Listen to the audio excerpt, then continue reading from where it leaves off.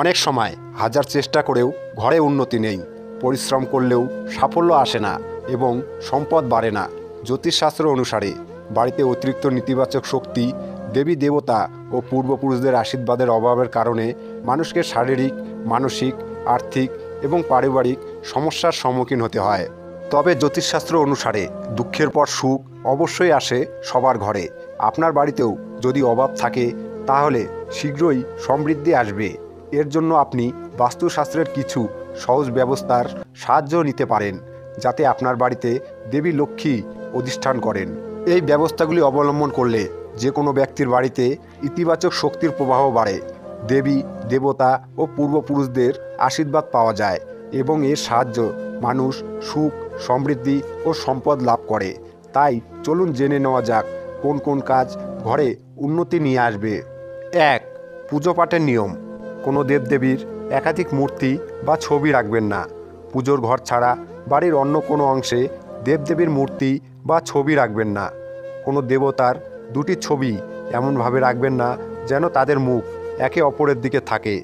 দক্ষিণ পশ্চিম কোণে কখনো দেবদেবীর ছবি রাখবেন না, তা না হলে পুজো পাঠের কোনো ফল হয় না। কয়েকটি গোটা হলুদ একটি হলুদ কাপড়ে বেঁধে নিন। এছাড়াও এর মধ্যে কড়ি এবং রৌপ্য, তামা ইত্যাদির কয়েন এবং কিছু চাল রেখে একটি বান্ডিল তৈরি করুন এবং এটিকে সিন্দুক বা আলমারিতে রেখে দিন। এতে মা লক্ষ্মী আপনার বাড়িতে বাস করবেন। দেবতাদের উদ্দেশ্যে অর্পিত ফুল বা মালা শুকিয়ে গেলে তা বাড়িতে রাখা অশুভ মানা হয়। 2. দান করুন। এটা প্রকৃতির নিয়ম যে আপনি যা কিছু দেন তা দ্বিগুণ ফেরত দেয়। আপনি যদি অর্থ বা খাবার ধরে রাখেন তবে তা হারিয়ে যেতে থাকবে, আর দান করলে তা বাড়তে থাকবে। এতে সবসময় দান করতে থাকুন। দানের মধ্যে সবচেয়ে বড় দান হলো অন্নদান। তাই প্রতিবন্ধী, নারী, ছাত্র, সন্ন্যাসী, ডাক্তার এবং ধর্মের রক্ষকদের সেবা ও সাহায্য করুন। 3. খাওয়ার সময় এই নিয়মগুলি মেনে চলুন। খাবারের থালা সবসময় মাদুর, চাটাই, চৌকা বা টেবিলে সম্মানের সাথে রাখুন। খাবারের থালা কখনোই এক হাতে ধরবেন না, এতে খাবার পেটজনিতে চলে যায়। খাওয়ার পর থালায় হাত ধুবেন না এবং থালায় কখনোই অবশিষ্ট রাখবেন না। খাবার খাওয়ার পর প্লেট কখনোই রান্নাঘরের স্ট্যান্ড, বিছানা বা টেবিলের নিচে রাখবেন না। রাতে এঁটো খাবারের পাত্র ঘরে রাখবেন না। খাবার খাওয়ার আগে অবশ্যই ভগবানকে স্মরণ করবেন। খাবার সময় কথা বলবেন না বা রাগ করবেন না। খাওয়ার সময় অদ্ভুত শব্দ করবেন না। রাতে দই এবং ছাতু খাওয়া দেবী লক্ষ্মীর অসম্মান করে। তাই যারা সমৃদ্ধি কামনা করে এবং যারা আর্থিক সমস্যায় ভুগছেন তাদের রাতে এই খাবার খাওয়া উচিত নয়। খাবার সবসময় পূর্ব বা উত্তর দিকে মুখ করে খেতে হবে। সম্ভব হলে রান্নাঘরে বসে খাবার খান, এতে রাহু শান্ত হয়। জুতা পরে খাবার খাওয়া উচিত নয়। 4. পর্যাপ্ত অর্থ উপার্জনের পরেও যদি আপনি সম্পদ সংগ্রহ করতে না পারেন তবে প্রতি শনিবার একটি কালো কুকুরকে সরিষার তেল মিশ্রিত রুটি খাওয়ান। 5. আপনার খাবার টেবিল কখনোই বাড়ির প্রধান প্রবেশদ্বারের সামনে রাখা উচিত নয়। ডাইনিং এরিয়া নির্ধারণ করার সময় মনে রাখবেন এটি যেন আপনার বাড়ির প্রধান দরজা থেকে সরাসরি দেখা না যায়। 7. নিজের অভ্যাস পরিবর্তন করুন। ঘরের নারীকে সম্মান করুন। শার্ট বা প্যান্টের পকেট ছিঁড়ে গেলে যত তাড়াতাড়ি সম্ভব ঠিক করুন। প্যান্টের পেছন পকেটে মানিব্যাগ বা টাকা রাখবেন না। কোনো প্রকার নেশা জাতীয় দ্রব্য গ্রহণ করবেন না। মিথ্যে কথা বললে উন্নতি চলে যায়। দাঁত পরিষ্কার ও চকচকে রাখুন। বারবার থুতু ফেলা, হাঁচি বা কাশি দেওয়ার অভ্যাস পরিবর্তন করুন। নখ ও চুল লম্বা রাখবেন না। 8.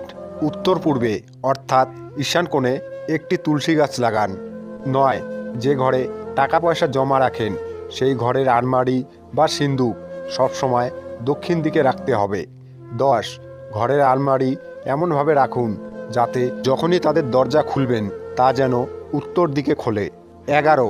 ঘরের দরজা পুরনো হয়ে গেলে খোলা বা বন্ধ করার সময় তা থেকে শব্দ আসে, তবে তা শুভ নয়।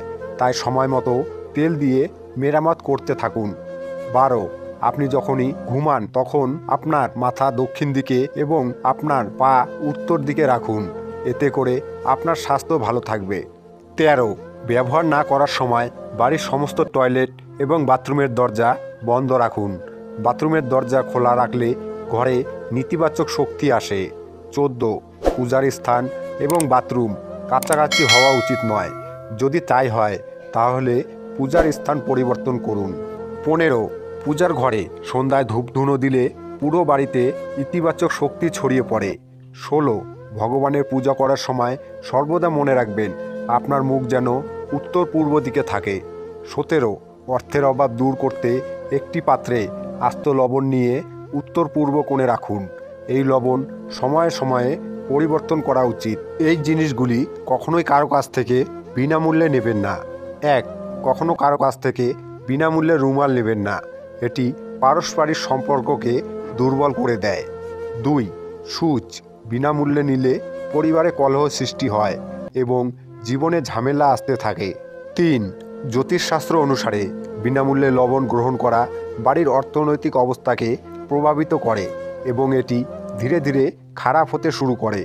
4, টাকা ছাড়া সরিষার তেল কখনোই নেওয়া উচিত নয়। এর ফলে আপনার জীবনে সমস্যা বাড়তে শুরু করবে। 5, দেশলাই আগুনের প্রতিনিধিত্ব করে। দেশলাই কখনোই বিনামূল্যে নেওয়া উচিত নয়। এতে আপনার বাড়িতে অশান্তির পরিবেশ সৃষ্টি হয়। ভুল করেও এমন ছবি বাড়িতে রাখবেন না। 1, ঘরে তাজমহলের ছবি রাখা অশুভ। তাজমহল একটি সমাধি। বাস্তুমতে ঘরে তাজমহলের ছবি রাখলে নেতিবাচক শক্তি সঞ্চারিত হয়। 2, ঘরে মহাভারত যুদ্ধের ছবি লাগানো উচিত নয়। মহাভারতের ছবি রাখলে পরিবারের সদস্যদের মধ্যে বিভেদ তৈরি হয়। 3, ঘরে সূর্যাস্ত, ডুবন্ত নৌকা বা জাহাজের ছবি কখনোই রাখবেন না। এই ধরনের ছবি পরিবারের সদস্যদের মনে দুঃখ নিয়ে আসে এবং ঘরে নেতিবাচক শক্তির সৃষ্টি হয়। 4, ঘরে বন্যপ্রাণীর ছবি রাখা উচিত নয়। এই ধরনের ছবি পোস্টার রাখলে ঘরে সারাক্ষণ অশান্তি ও বিরোধ লেগেই থাকে এবং বাড়ির সদস্যদের আচরণও হিংসাত্মক হয়ে ওঠে। পুরনো কাপড় দিয়ে ঘর মুছলে সাবধান। আমরা যে প্রতিদিন ঘর মুছি সেই মোছার জন্য সাধারণত ব্যবহার করি আমাদের ব্যবহারের পুরাতন জামা কাপড়, কিন্তু তা কখনোই করা উচিত নয়। ঘর মোছার জন্য যে কাপড় পাওয়া যায় সে কাপড় কিনে নিয়ে এসে ব্যবহার করুন, কারণ যার জামা কাপড়ে আপনি ঘর মুছবেন সেই অসুস্থ হবে। বাস্তুশাস্ত্র অনুযায়ী বাড়ির উত্তর দিকে ভুল করেও নোংরা রাখা উচিত নয়, তা না হলে ধন সম্পদের দেবতা কুবের প্রদান্বিত হন। বাস্তুশাস্ত্র মতে যে বাড়ির উত্তর দিক দোষ ত্রুটি মুক্ত থাকে সেখানে ধন সম্পদ বৃদ্ধি পায়। উত্তর দিক যত বেশি খোলা এবং পরিষ্কার হবে গৃহে সমৃদ্ধি তত বেশি হবে। বন্ধুরা, ভিডিওটা ভালো লাগলে একটি লাইক, কমেন্ট ও বন্ধুদের সাথে শেয়ার করবে।